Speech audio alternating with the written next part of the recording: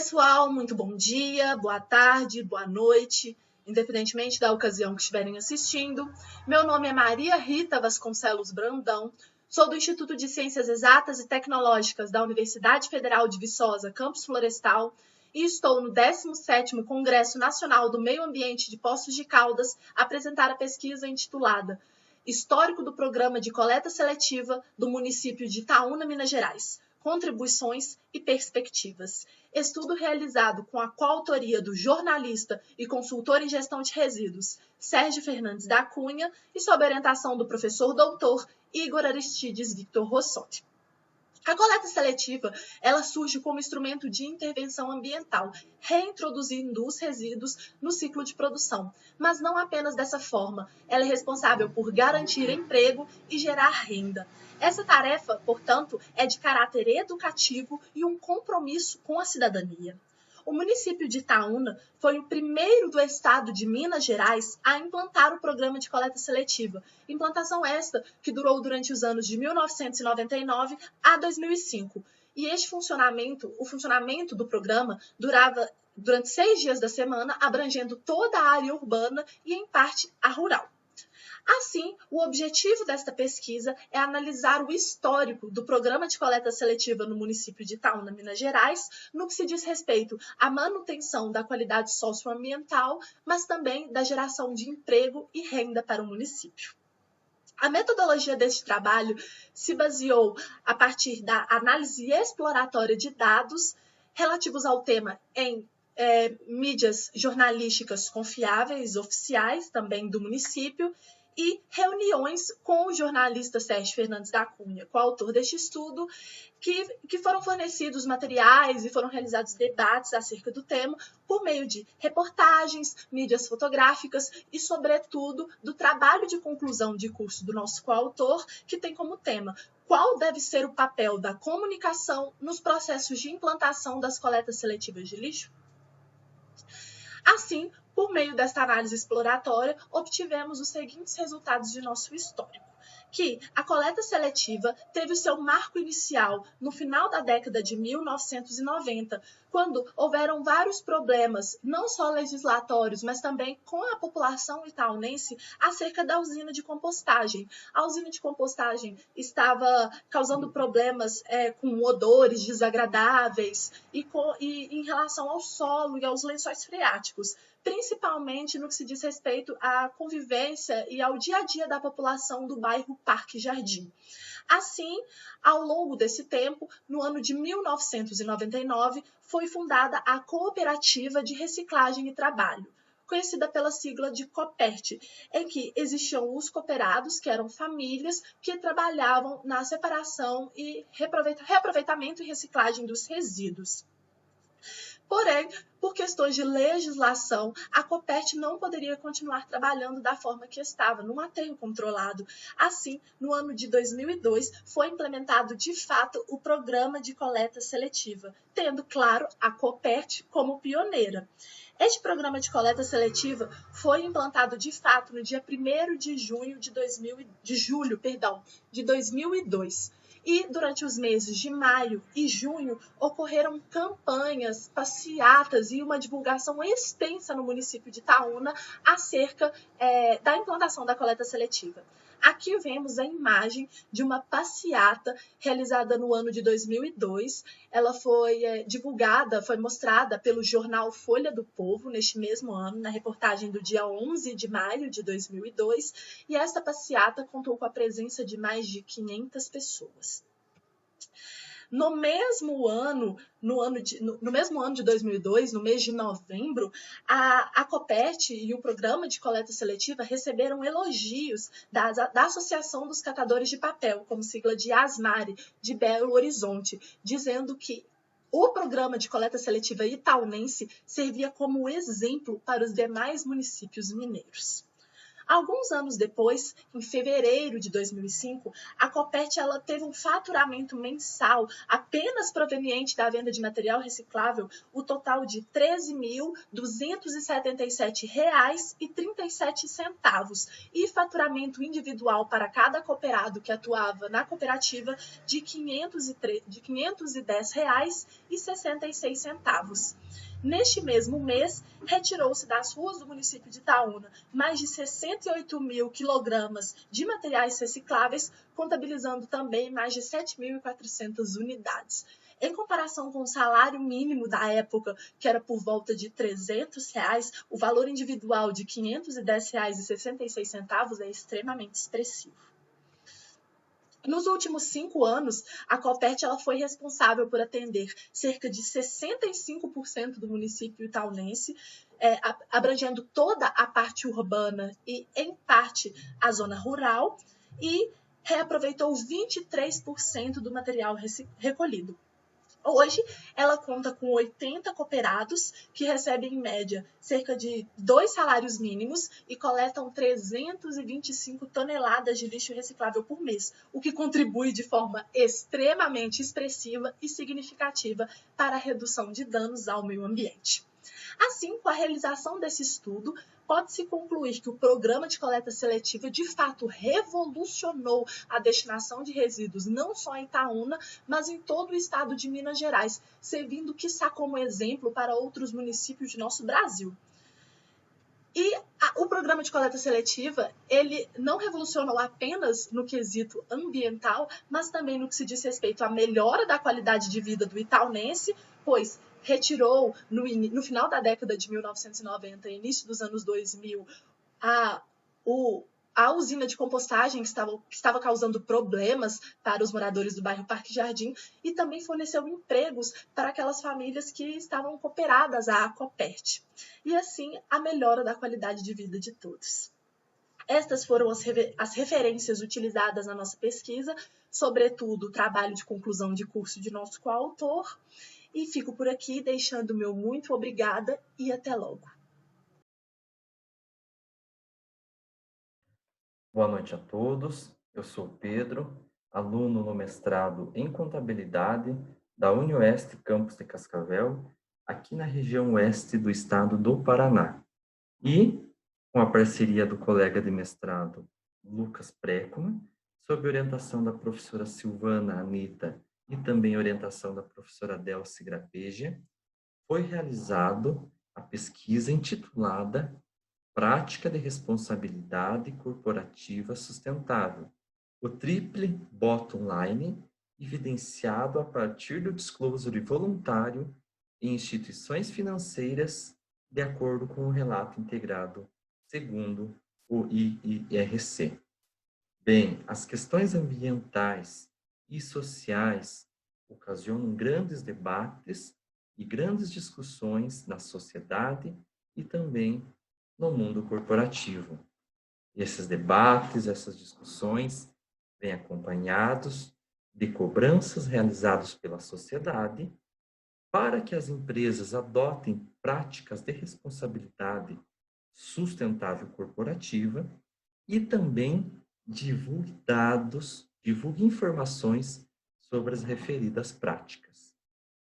Com o passar do tempo, as empresas começaram a aprimorar as suas condutas de responsabilidade corporativa e instauraram publicações para dar transparências às suas referidas práticas, sendo que as empresas adotaram relatórios que viessem para divulgar essas informações, quais esses relatórios foram denominados com inúmeros nomes, e os mesmos sofreram inúmeras críticas também, devido a algumas particularidades de cada um.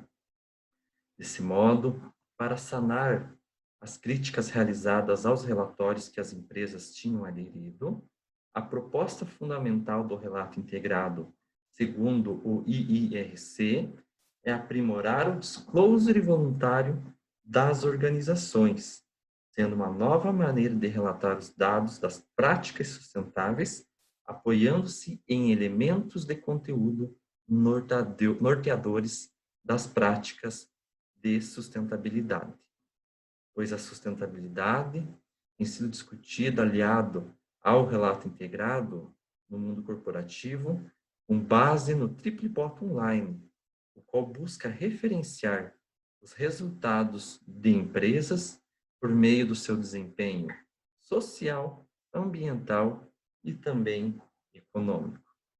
Desse modo, o objetivo do presente estudo é identificar os elementos do tripé da sustentabilidade evidenciados no disclosure voluntário relacionado à prática de responsabilidade corporativa sustentável em instituições financeiras, de acordo com o relato integrado segundo o IIRC.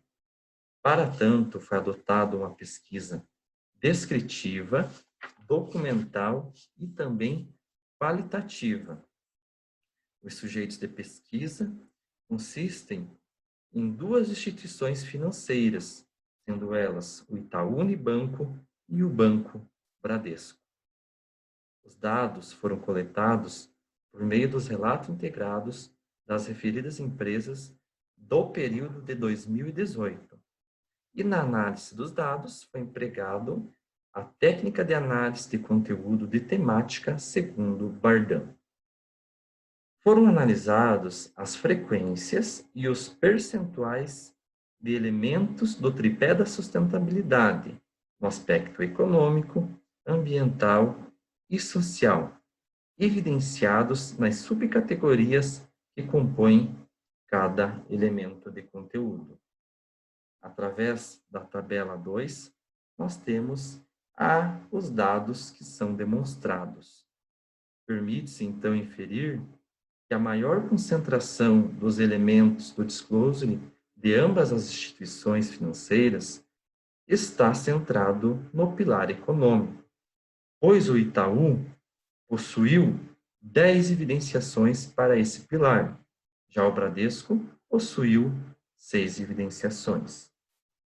Ambas as instituições se igualaram em questões ambientais, com um total de 3 evidenciações para cada uma delas, a qual computou sendo 3 para cada uma delas. E a questão social, a qual computou o menor número de evidenciações, totalizou 4, uma presente no relato integrado do Itaú Unibanco e 3 no do Bradesco. Em âmbito geral, as duas se igualam nos percentuais de evidenciação de práticas relacionadas ao tripé da sustentabilidade presente no disclosure voluntário, representando 16,48% na evidenciação da análise global. Com esses resultados, permite-se concluir que ambas as instituições financeiras divulgam, então, informações de maneira voluntária com certa paridade percentual no que diz respeito às ações relacionadas à prática de responsabilidade corporativa sustentável. Constatou-se também que, dentre os 3 pilares que compõem o Triple Bottom Line, o pilar econômico possui um nível de evidenciação superior aos demais em ambas as instituições. Desse modo, eu concluo então aqui a minha apresentação. Obrigado a todos pela atenção.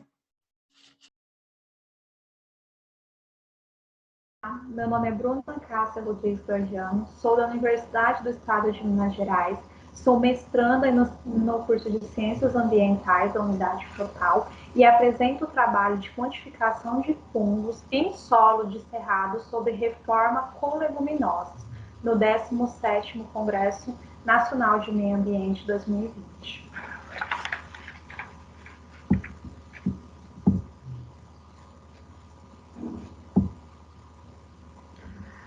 O nosso trabalho, ele buscou auxiliar no conhecimento da microbiota do cerrado. Este bioma é extremamente importante, tanto na questão ambiental, pois é rico em biodiversidade, tanto de fauna quanto de flora, e é uma região que possui intensa atividade agrícola, então ela possui uma importância fundamental na economia do país. Conhecendo essa microbiota, podemos traçar manejos mais sustentáveis para que possamos produzir de forma mais sustentável e também podemos propor estratégias para que este bioma seja preservado. O objetivo foi a quantificação de fungos no cerrado, em área de reforma de canavial, utilizando as leguminosas de crotalária, amendoim e soja como adubação verde, para que possamos recuperar essa microbiota, que é fundamental para a simbiose das plantas, para a ciclagem dos nutrientes. Então, seria uma forma de beneficiar o solo de forma sustentável e também seria uma forma econômica, diminuindo os insumos agrícolas, que além de serem de alto custo, podem ocasionar a contaminação do solo e de corpos hídricos. A metodologia, a área experimental foi realizada no município de Frutal. O solo predominante da região é o latossolo vermelho-amarelo, de textura areno-argilosa. Esta área do experimento, ela recebeu o cultivo de cana-de-açúcar durante 5 anos, entre os anos de 2014 a 2019. No último corte, em 2019, foi realizada a adubação com NPK, na proporção 5, 25 e 25. Após essa adubação, realizamos então a coleta desse solo, que foi feito de zigue-zague, na profundidade de 0 a 10 e de 10 a 20, em 5 pontos diferentes. Dessas amostras, procedemos então a uma amostra composta, que após a coleta será avaliada essa formação, a quantificação de fungos em laboratório.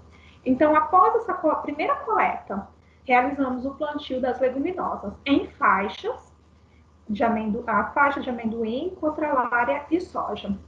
Após a colheita dessas leguminosas, procedemos novamente à coleta do solo em zigue-zague, nas mesmas profundidades, de 0 a 10 e de 10 a 20, e realizamos a amostra composta desse material e encaminhamos também para o laboratório. Em laboratório, utilizamos uma solução extratora e diluímos essas amostras de solo em água salina. E após isso, realizamos a incubação no meio de cultura de Marte. A incubação foi realizada a 30 graus por 5 dias e após esse período procedeu-se então à leitura das unidades formadoras de colônia. Dos resultados, a que teve o maior, que foi mais significativo, foi a diluição 10-4. A camada que mais apresentou a quantificação de fungos foi a camada de 10 a 20 centímetros, como demonstra na figura 3. Nesta figura, podemos constatar que antes do plantio, já havia uma maior quantidade de fungos na camada de 10 a 20. Após o plantio, houve um aumento significativo dessa quantidade também na camada de 10 a 20.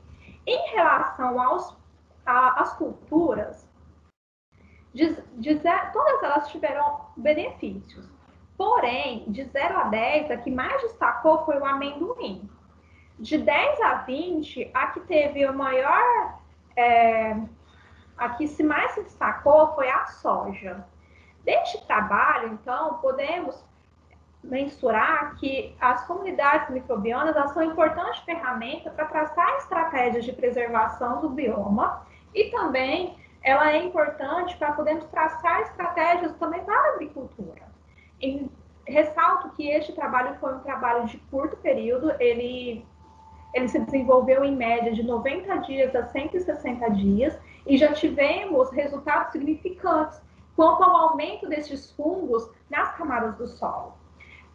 Então, essa forma, ela tem muito a contribuir para a preservação do bioma e também para traçar manejos para a agricultura de formas mais sustentáveis que visem a diminuição do impacto ambiental neste bioma tão importante que é o bioma cerrado. Agradeço a atenção. Obrigada.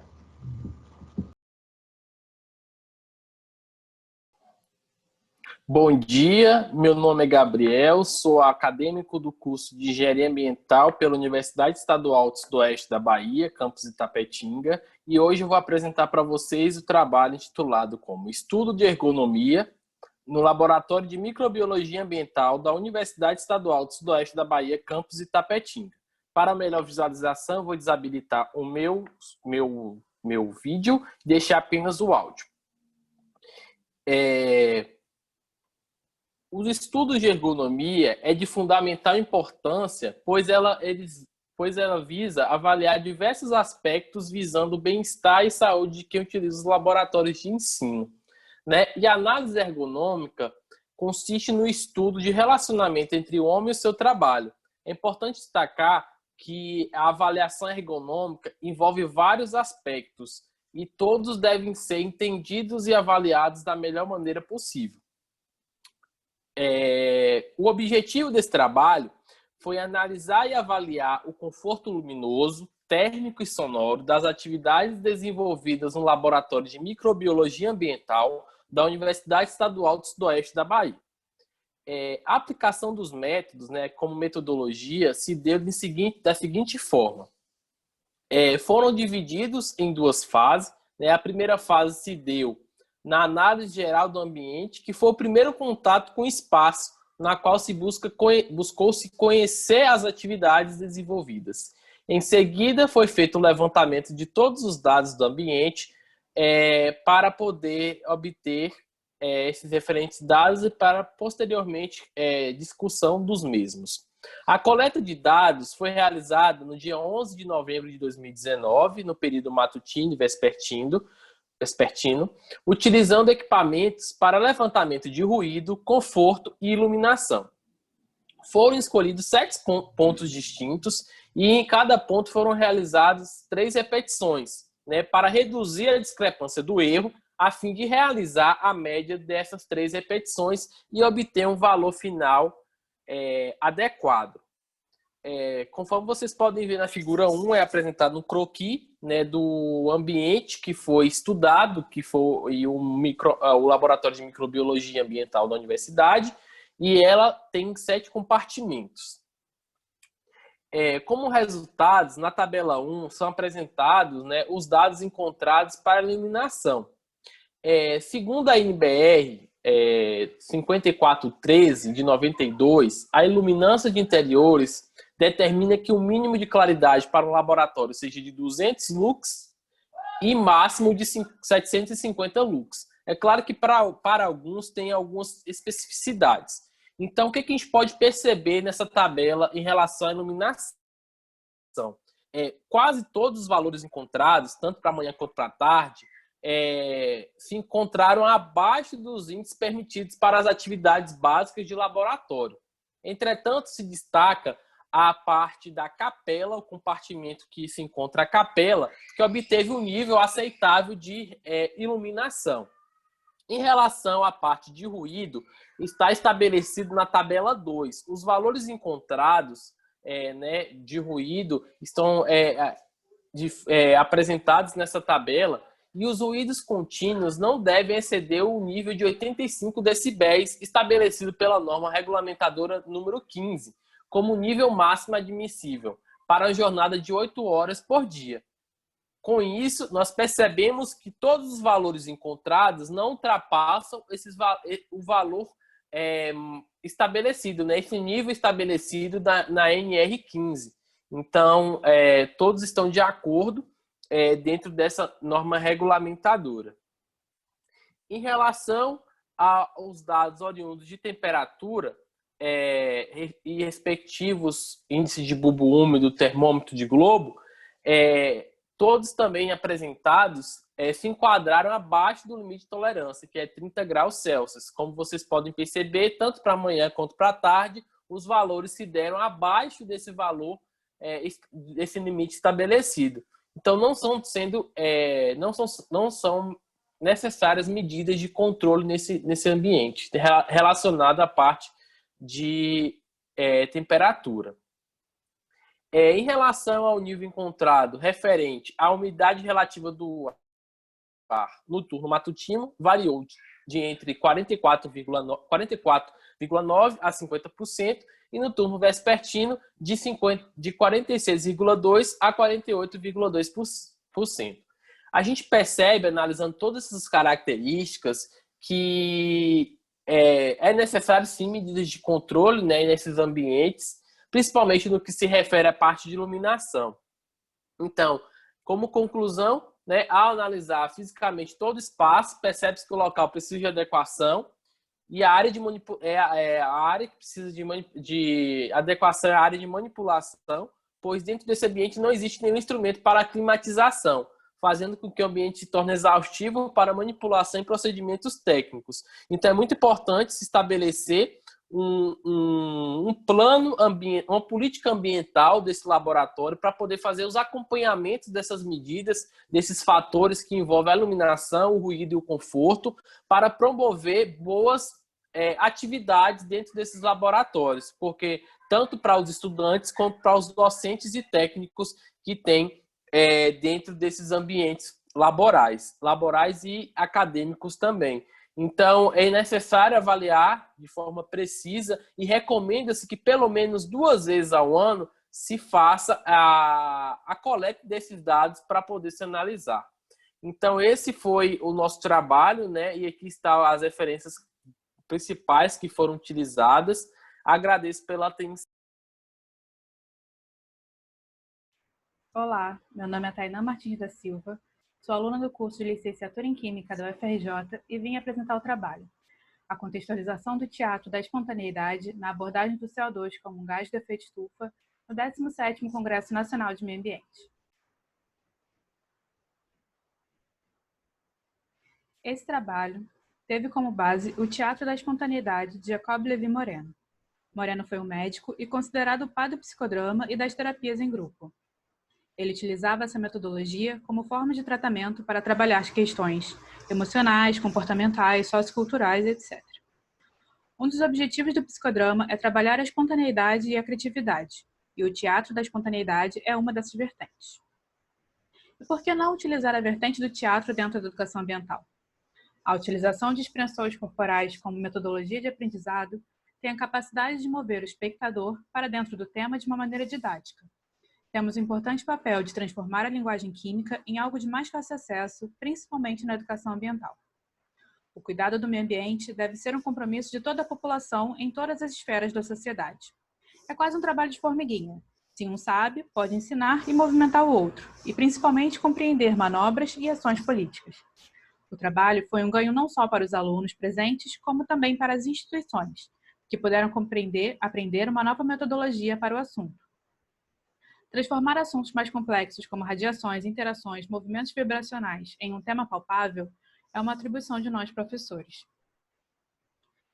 Para nossa metodologia, foram realizadas palestras em escolas de ensino médio e EJA, divididos da seguinte maneira: contextualização na temática ambiental, interação do CO2 com a radiação solar, dinâmica sobre os movimentos vibracionais do CO2 e propriedades do CO2 como gás de efeito estufa. Nas 2 partes iniciais foram abordados alguns temas chaves, como questões políticas ambientais, as queimadas nas florestas, o derramamento de óleo no Nordeste, que era um tema que estava em alta naquele momento, pois havia sido recente. Vale ressaltar que essas apresentações foram colocadas em prática no ano passado, onde vivíamos um contexto completamente diferente do que temos atualmente. Um ano de muita tristeza em relação ao descaso ambiental, que infelizmente só piorou desde então. Naquele momento, os assuntos ambientais estavam em alta, então os alunos estavam mais cientes do que estava acontecendo por conta dos meios de comunicação. Porém, faltava muito domínio sobre o assunto, ficando com várias dúvidas sobre o tema. Durante a explicação, passamos um panorama mundial do contexto de preservação ambiental, situando o Brasil dentro disso, mostrando que não é uma questão de política interna nossa, mas sim é uma preocupação de todos. Mostramos os acordos que foram feitos em prol de uma melhora, como a Agenda 2030, e como isso é relevante para o planeta. Colocamos o aluno a par de todos esses assuntos de uma maneira simples, sem entrar numa química mais complexa, que não era o objetivo, e também não abordar política nessa conversa, pelo menos não de modo direto, mas sempre relacionando com ações e falas atuais do governo sobre o tema naquele momento. Depois de toda a contextualização, chamamos 3 alunos para participar da atividade, colocando uma cartolina com os dizeres C, O e C, e pedimos para dar as mãos como nessa figura. Orientamos eles a se movimentarem como se fossem a vibração da molécula de CO2. E nesse momento é o que mais divertido acontece. As pessoas se reaproximam, socializam mais umas com as outras, e podemos falar sobre a relevância de vibrações moleculares, que é um tema de difícil visualização, e como essa vibração do CO2 influencia no efeito estufa. Como é a interação dele com o infravermelho, quais são os gases presentes no meio ambiente, na atmosfera. E como todos já ficam mais à vontade, começam a surgir várias dúvidas. Muita gente tem vergonha de ser hostilizado por alguma pergunta. E é nesse momento que isso muda. Com essa interação, a gente começou a ter mais dúvidas sendo expostas por parte dos alunos, das mais simples até as mais complexas. E a gente vê mudar a compreensão dos alunos sobre aquele tema. Eles realmente passam a ter um novo olhar. Às vezes, a gente vê uma dinâmica como algo cansativo, antigo, porém o que a gente pode presenciar é algo completamente contrário. O aluno que saía dali com um novo olhar, ele adquire a capacidade de ser um agente transformador em sua casa, em sua comunidade e se torna um ser crítico em relação ao que ocorre ao seu redor. Lembrando que em era de fake news, a capacidade de questionar uma informação veiculada é de extrema importância. O conhecimento sobre questões ambientais deve ser compartilhado em todas as esferas da sociedade. Nesse trabalho, a gente levou também um kit de captura de CO2, com o experimento de mudança de pH e o indicador. E, para nossa surpresa, o que mais chamou a atenção dos alunos foi a dinâmica, mesmo numa escola onde não tinha laboratório. Às vezes a gente acha que só um experimento tem a capacidade de elucidar um tema de maneira clara. Realizamos perguntas ao fim da dinâmica sobre o tema e tivemos um excelente feedback dos alunos, respondendo de modo assertivo e com capacidade de desenvolver um raciocínio acerca do tema proposto. Estamos cada vez mais imersos em tecnologias, mas não podemos esquecer que a tecnologia hoje aqui no Brasil ainda é elitista. Podemos ver a dificuldade com as aulas remotas durante a pandemia, onde as escolas públicas não conseguiram continuar as aulas, enquanto as particulares conseguiram, mesmo algumas com muita dificuldade. O teatro é uma maneira de nos reconectarmos ao outro e ainda aprendermos um tema de modo participativo. Fizemos a mesma dinâmica com grupos bem distintos e obtivemos o mesmo resultado. Como eram grupos de EJA e ensino médio, a gente tinha tipos diferentes de público. Tivemos adultos, idosos, jovens, e todos eles apresentaram o mesmo tipo de feedback em relação ao tema proposto, em relação à proposta de palestra, de dinâmica. A educação ela tem sempre que caminhar em prol da democratização, independente de tecnologias e ações cada vez mais modernas. Porque enquanto isso não acontece, a gente não pode esquecer de trabalhar com o fundamental, que é o elemento humano. Mas melhor é que consigamos unir, né, o humano com o moderno, com as tecnologias cada vez mais. Enquanto isso não acontece, não vamos esquecer de nos relacionarmos. Gostaria de agradecer aos professores que realizaram o convite e aos colegas participantes das palestras e aulas aqui no Rio de Janeiro. Muito obrigada. Olá a todos, o meu nome é Lígia de Almeida Giglioli Fraga. Eu e a Luciana Boltezelli trazemos o trabalho Cidades Saudáveis, Contribuições à Educação Ambiental na Sustentabilidade Urbana. Nós somos do Programa de Pós-Graduação em Ciências Ambientais da Universidade Federal de Alfenas.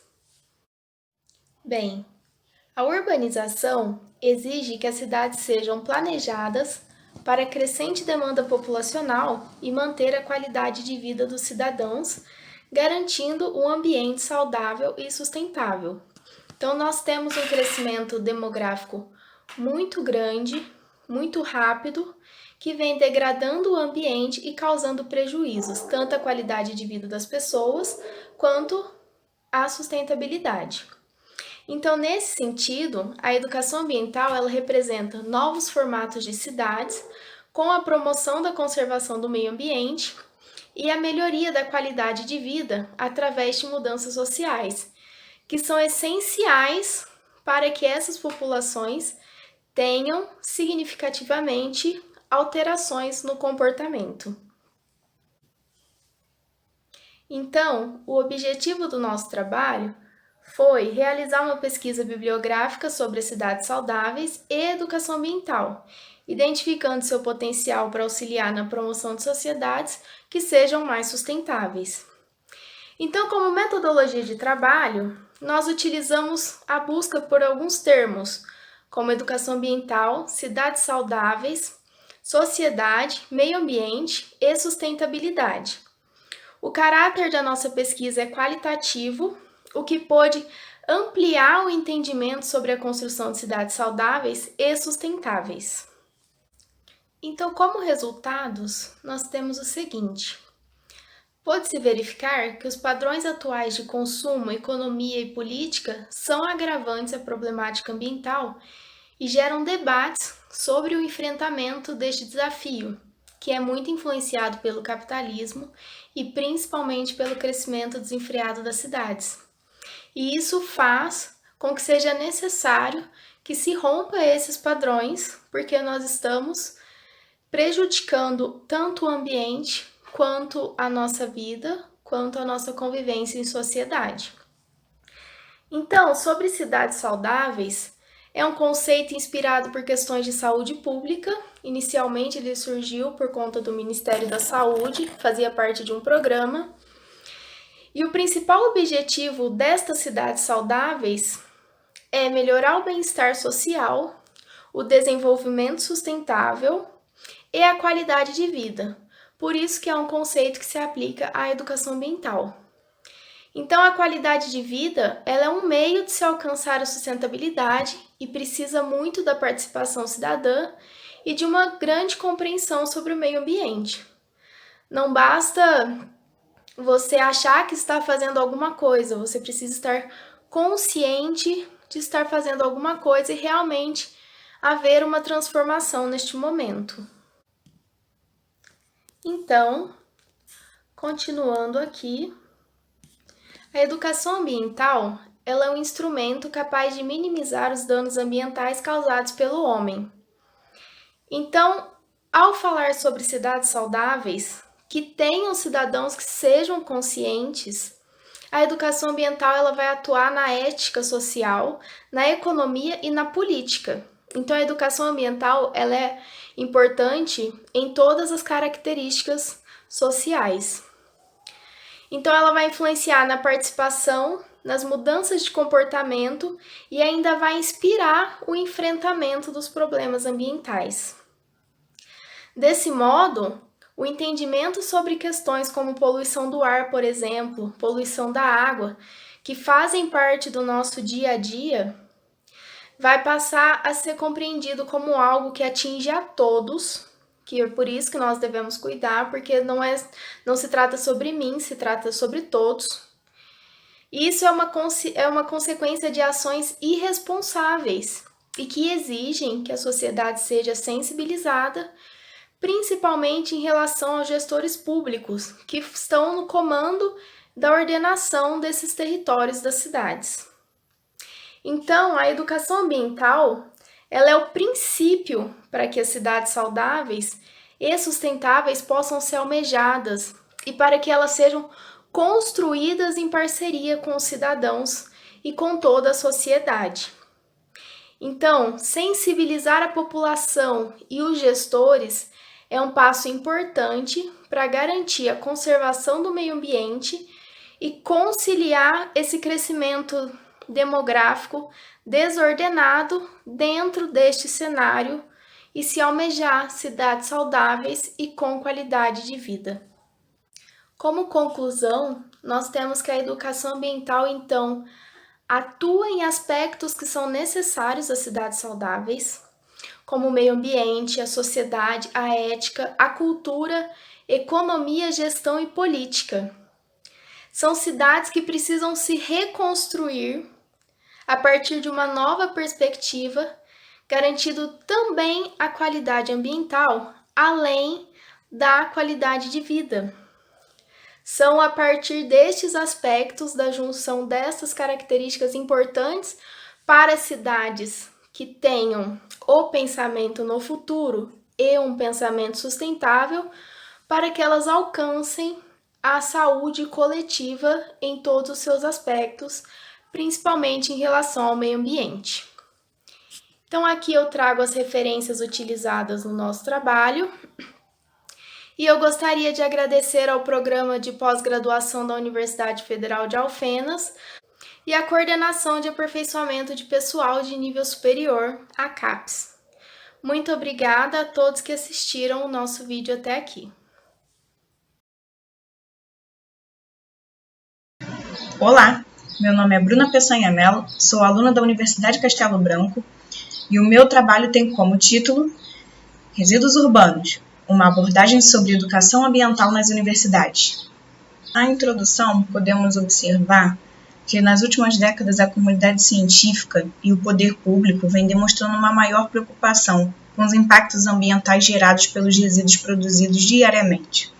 Essa interação entre os resíduos e o meio provoca impactos ambientais possivelmente associados ao esgotamento da capacidade de depurar-se. Aqui no Brasil, somente a partir dos anos 2000 foi possível ter normas para prevenção, reutilização, coleta e entre outros. Os maiores impactos são a degradação do solo, aumento da poluição do ar, da água e a proliferação de insetos transmissores de doenças.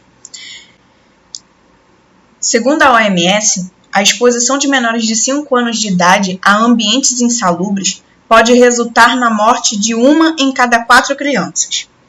Além disso, os resíduos eletrônicos que não passam por uma reciclagem adequada podem resultar em danos ao pulmão, redução da capacidade intelectual e câncer na população humana.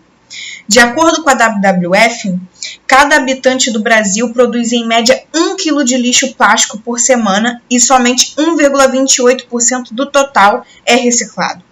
Mesmo com esses dados alarmantes, o Rio de Janeiro foi considerado exemplo nacional na gestão do lixo urbano, segundo o Índice de Sustentabilidade de Limpeza Urbana de 2019. A Conlurb atua em 115 bairros e recolhe 1.700 toneladas por mês de materiais com potencial reciclável. Apesar do Rio de Janeiro ser considerado exemplo nacional, a preocupação é inevitável, visto que grande volume de resíduos são descartados de forma inadequada nas vias públicas, contribuindo para as famosas enchentes, fator muito comum no verão, e o aumento da produtividade de insetos transmissores de doença. A conservação do meio ambiente é uma ferramenta importantíssima e deve ser abordada em todos os níveis de ensino a fim de diminuir os impactos gerados. Tivemos como objetivo deste trabalho levantar dados sobre o conhecimento dos discentes e docentes de uma universidade da rede privada sobre o descarte de impactos na natureza e reciclagem de resíduos. Para a realização do proposto, foram realizadas 2 atividades de coleta de informação através da aplicação de 2 questionários distintos, onde foram respondidos 13 questionários por docentes e 60 questionários por discentes. Os questionários dos docentes possuíam 7 perguntas e as dos discentes possuíam 6 perguntas.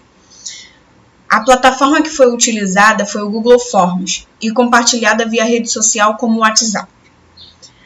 Podemos observar, através desses questionários, que tivemos como resultado que dos docentes entrevistados, 61,5% responderam que durante a graduação o tema educação ambiental com foco nos resíduos e seus destinos foi abordado, enquanto 8% não tiveram esse conhecimento na sua formação.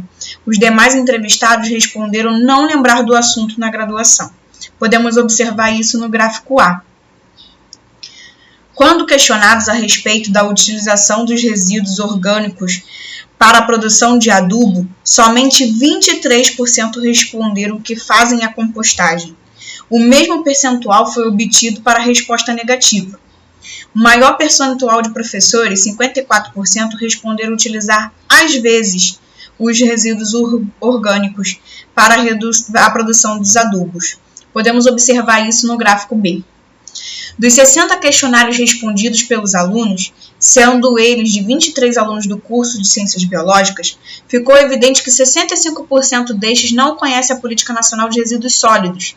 Destes, 32,8% sinalizaram que o curso escolhido nunca ou às vezes aborda o assunto. A respeito da coleta seletiva, 73% responderam que há em seus bairros a coleta seletiva. Podemos observar essas perguntas na figura 2. Podemos chegar à conclusão de que os resultados preliminares indicam uma necessidade maior da abordagem do tema educação ambiental na formação universitária, evidenciada pelos professores que há uma possível lacuna na formação a respeito dos problemas ambientais. Este é o meu trabalho e obrigado pela sua atenção.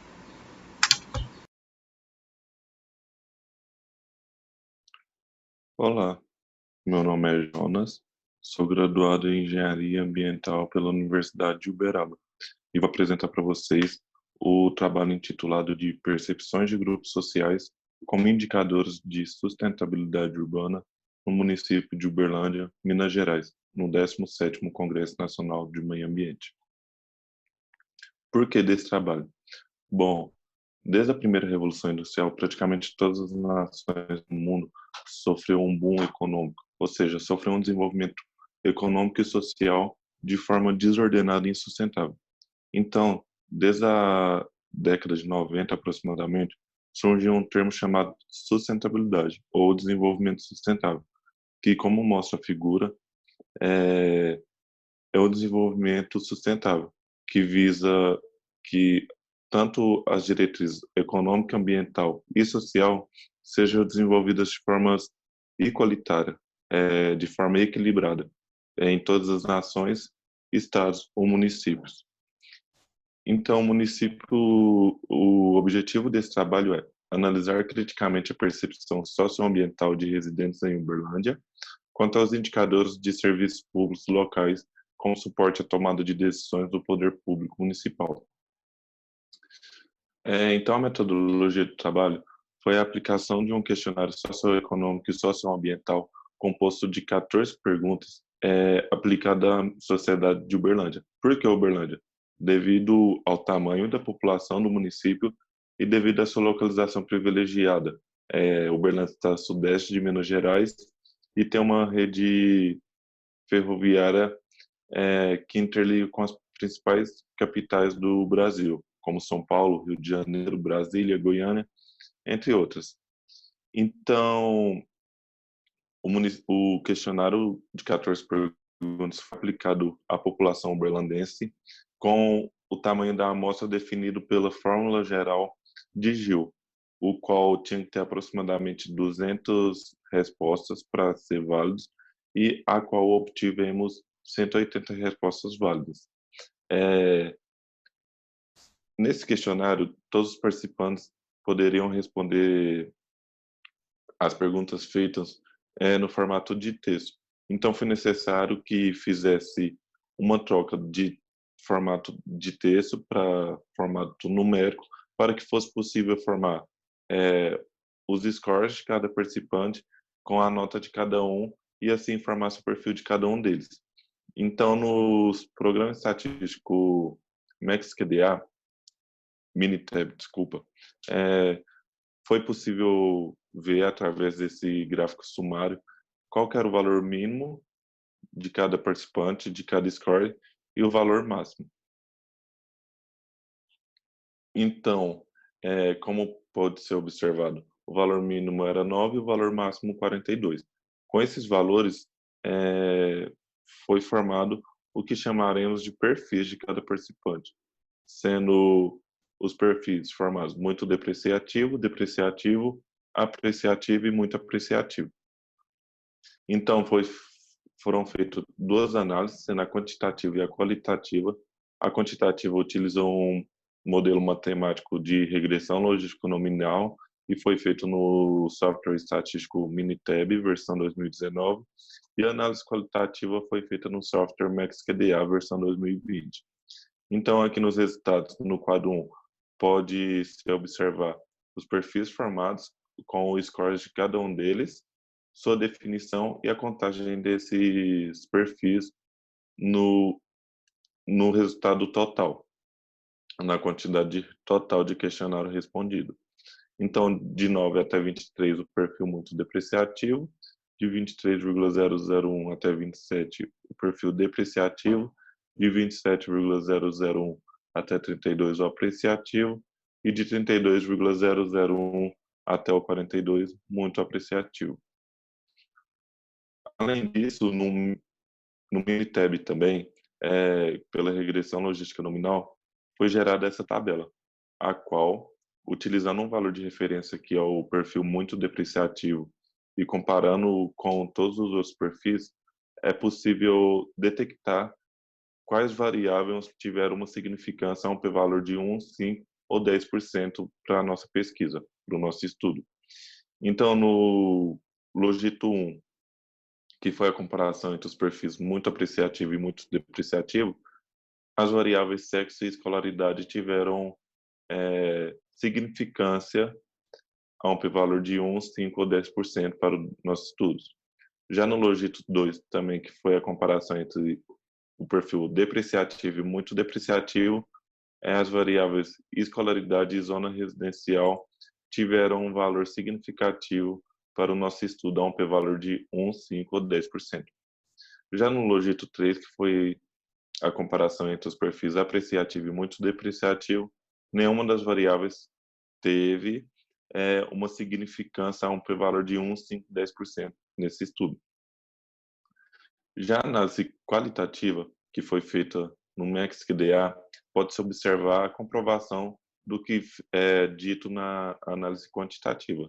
Pessoas, o sexo muito significativo, com o nível de escolaridade, a idade e o perfil muito depreciativo.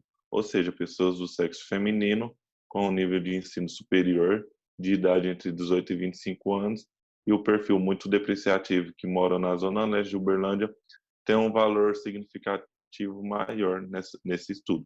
Isso pode se comprovar com as linhas de interações entre elas, que é mais espessa.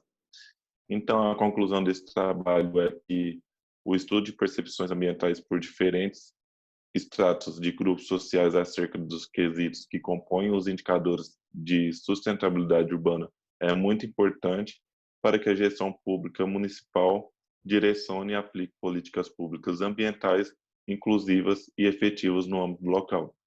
Aqui estão as referências que foram utilizadas nesse resumo expandido e aqui os agradecimentos à Universidade de Uberaba e à FAPEMIG. Obrigado.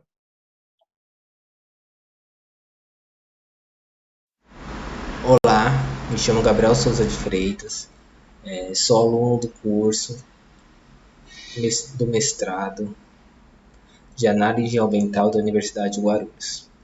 Agora eu vou apresentar para vocês a escolha do nosso tema, do nosso estudo que a gente está realizando. O título do nosso estudo é o seguinte: Concepção do conhecimento referente aos resíduos sólidos da construção civil, durante a formação dos engenheiros civis e dos profissionais de engenharia civil. A escolha desse estudo, desse tema, se deu devido à construção civil ser um setor que mais causa impacto ao meio ambiente, desde o processo da extração de matéria-prima até o descarte do seu resíduo sólido, causando tantos danos ambientais até danos de saúde. A engenharia civil ela está ligada diretamente ao crescimento econômico de um país, de um município. Ou seja, conforme a economia vai crescendo, mais profissionais de engenharia civil são solicitados para a construção de pontes, viadutos, prédios, hospitais. Ou seja, a engenharia civil ela está ligada ao crescimento econômico e aos impactos ambientais causados por ela. A formação dos profissionais nessa área, ela deve assegurar que o desenvolvimento econômico ocorra de uma forma que não prejudique o meio ambiente nem a sociedade. Ou seja, a educação ambiental, ela tem que ser um processo permanente, ao qual o indivíduo ele tenha consciência da relação ao meio ambiente. E com isso, ele tente causar o menor impacto ambiental possível, ou evitar ao máximo. O objetivo do trabalho foi avaliar o grau do conhecimento de alunos e profissionais de engenharia civil referente à formação e destinação dos resíduos sólidos da construção civil. A metodologia que utilizamos para realizar esse estudo foi a seguinte: tratou-se de um estudo quantitativo com aplicação de um questionário. O público-alvo foi os alunos de engenharia civil e os profissionais já formados nessa área. Os participantes basicamente responderam um questionário online, sendo 15 questões divididos em 5 temas, sendo informação, conhecimento sobre o assunto, conhecimento sobre leis, interesse pelo assunto e conscientização. Ao todo, 172 participantes responderam o questionário. O método empregado foi a técnica Snowball, onde que um indivíduo, ao responder o questionário, ele iria compartilhar o mesmo questionário para o máximo possível de participantes. Ou seja, um indivíduo ele acaba alimentando a própria rede do questionário, onde um indivíduo acaba indicando para um outro indivíduo. Os resultados obtidos por esse questionário foram os seguintes: dos 172 participantes, 117 são engenheiros civis e 55 são estudantes de engenharia civil. No tema formação do profissional ou do estudante, o maior grupo que respondeu o questionário foi os engenheiros civis formados entre 0 a 5 anos, com 77% do questionário respondido. Já os estudantes de engenharia civil, a maior resposta que se obteve foi os alunos do 10º semestre, com 27%. Quando nós vemos aqui no campo formação, ambos os grupos eles responderam questões referentes ao CONAMA e à resolução 307. Ambos os grupos eles conhecem o CONAMA e conhecem a resolução 307. Já no tema conhecimento sobre o assunto, foi notado que o engenheiro civil eles têm conhecimento suficiente sobre resíduos sólidos, sobre o descarte, também sobre como eles consideram seu conhecimento suficiente. Já os estudantes, 42% consideram que têm pouco conhecimento. E no grau de descarte da construção civil, consideram médio, já o restante de 42% de médio a pouco. Então, eles não consideram que tem um conhecimento muito a fundo sobre o descarte do resíduo, e nem que tenham um conhecimento suficiente. No conhecimento sobre a lei, foi possível notar que 60% dos engenheiros civis eles sabem quem é o responsável pela classificação dos resíduos sólidos, eles conhecem a separação, conhecem as classes, porém eles consideram que tem um conhecimento, apenas 16% considera que tem um conhecimento suficiente sobre a separação. E 66% não conhece algum órgão fiscalizador. Já os estudantes, 55% sabem quem é o responsável pela classificação dos resíduos e 60% sabem as definições de classe do resíduo. Porém, 62% não conhecem um órgão fiscalizador referente ao tema e 42% consideram que não fazem nenhuma separação do resíduo. No item conscientização, reparamos que 87% dos engenheiros civis acham que o descarte correto do resíduo causa um impacto ambiental. 96% acreditam que falta incentivo fiscal e 90% usariam material proveniente do RCC. Cerca de 96% dos estudantes acham que o descarte ocorre de uma forma incorreta. 95% acredita que 95% acredita que existe uma falta de incentivo fiscal que dificulta a reciclagem e 94% usaria o material proveniente do resíduo da construção civil. Já no tema interesse pelo assunto, ambos os grupos eles consideram que sente necessidade de conhecer mais sobre o tema. O que podemos dizer com esse trabalho? A conclusão desse trabalho foi o seguinte: ambos os grupos têm conhecimento sobre o CONAMA e sua resolução 307. Considero que seu conhecimento sobre o tema e sobre o descarte é suficiente. Já os estudantes consideram que necessitam aumentar seu conhecimento. Os dois grupos não conhecem um órgão fiscalizador do descarte correto. do resíduo sólido da construção civil, porém, sabe que são responsáveis por este resíduo. Sua definição, e tem consciência de que não fazem nenhuma separação dos resíduos. Além disso, possui uma consciência que o descarte irregular causa impacto ambiental e que é necessário um incentivo fiscal para reciclagem do assunto. Para a reciclagem, do resíduo. Essa foi a apresentação do nosso trabalho. Qualquer dúvida, a gente está à disposição a responder. Olá a todos, eu sou Letícia Ribeiro Pimenta, sou aluna do curso de Engenharia Agronômica da Universidade Federal de Sergipe, faço parte da equipe do Projeto Azahar Flor de Laranjeiras e estou participando do 17º Congresso Nacional de Meio Ambiente em Poços Caldas, com um trabalho intitulado Avaliação da Interface entre Educação Ambiental e Educação à Distância. Esse artigo é fruto de uma pesquisa executada pelo Projeto Azahar Flor de Laranjeiras, projeto esse realizado pela Universidade Federal de Sergipe e a Fundação de Apoio à Pesquisa e Extensão de Sergipe, em parceria com a Petrobras, por meio do programa Petrobras Socioambiental. Esse projeto foi criado com o objetivo principal de garantir o fomento e o desenvolvimento da segurança hídrica do Rio Sergipe, mais precisamente do Rio Cotinguiba, localizado no município de Laranjeiras, por meio de ações de racionalização e ações também na área de educação ambiental voltadas para o cuidado e aproveitamento dos usos múltiplos da água. Aproveitando a oportunidade que estou falando sobre a educação ambiental, é importante salientar que em tempos remotos, nesse momento de pandemia, em que o distanciamento social se tornou-se uma necessidade tão iminente, as ações de educação ambiental são amplamente afetadas e passam a ser cada vez mais interligadas à educação à distância. E apesar de ser um desafio trabalhar com ambas as áreas de forma mútua, pela complexidade de ensino da educação ambiental e também pela falta de preparo de muitos em saber lidar e organizar um ambiente virtual de aprendizagem, apesar de ter todos esses desafios, são temas coincidentes e passam a ser cada vez mais fortalecidos juntos.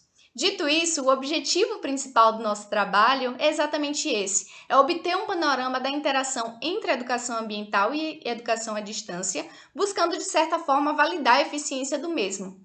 Para isso, nós analisamos e coletamos dados do curso de formação em recursos hídricos e meio ambiente, realizado pela equipe do Projeto Azahar, um curso que foi feito nesse momento de pandemia, um curso totalmente EAD, voltado, com enfoque diretamente ligado à comunidade escolar, professores e funcionários escolares. Para a metodologia, nós tivemos 2 tipos de avaliação. Avaliamos não só o desempenho dos cursistas, como também o desempenho do curso. Para a avaliação do desempenho do cursista, foi por intermédio de 2 critérios. A taxa de evasão, calculada pela quantidade de alunos que foram desistindo ao longo do curso, e nós tínhamos esses resultados por meio de relatórios de acessos diários disponibilizados pela plataforma, e também a taxa de engajamento do aluno, medida pela sua presença em diversas atividades do curso, atividades extras, como, por exemplo, os fóruns de discussões e as aulas virtuais realizadas no Google Meet. Já para a avaliação do curso, nós utilizamos um questionário do Google Forms, não obrigatório, disponibilizado ao final do curso, onde foram consideradas as opiniões dos alunos por meio também de 2 critérios. Os critérios utilizados foram a importância do tema abordado, no caso, recursos hídricos e meio ambiente, e a eficiência do ensino-aprendizagem EAD. Como resultado, nós tivemos 80 inscritos no curso, sendo que desses 18 não chegaram a ter nenhuma participação, nenhum acesso na plataforma, e 53 conseguiram concluir todas as atividades propostas no curso, tendo a frequência igual ou superior a 81%, como mostra a figura 1 do banner ao lado. Para o cálculo da taxa de evasão, foram considerados apenas os alunos que chegaram a ter alguma frequência no curso, tendo uma taxa de evasão de 14%. Já a taxa de engajamento, que está relacionada com as atividades extras mostradas na figura 2, nós também utilizamos apenas os alunos que tiveram algum acesso na plataforma. Calculando a taxa, deu 76%. É importante salientar que a taxa de evasão é considerada um fator determinante no insucesso do curso, Mas, de acordo com as médias nacionais disponibilizadas da Associação Brasileira de Educação à Distância, uma taxa de 14% em um curso de uma modalidade totalmente EAD está dentro do previsto, é uma taxa normal, considerável, aceitável. Já a taxa de engajamento, onde mais de 3/4 dos alunos desempenharam atividades extras no curso, mostra uma boa porcentagem. Para a avaliação do curso, que foi por meio do questionário, as perguntas foram em uma escala de 1 a 5, com as notas de 1 a 5, sendo que a nota maior, 5, é a mais positiva, e a nota menor, 1, a menos positiva. Na questão do tema abordado, da importância do tema abordado, os alunos tiveram uma tendência a escolher a nota 4. Já a eficiência da metodologia do ensino-aprendizagem EAD, houve uma tendência da escolha da nota 5, como mostra nas duas tabelas do banner, a tabela 1 e a tabela 2. É possível, então, concluir que ambos os critérios eles foram bem-sucedidos, que tiveram uma aceitação boa por parte dos alunos.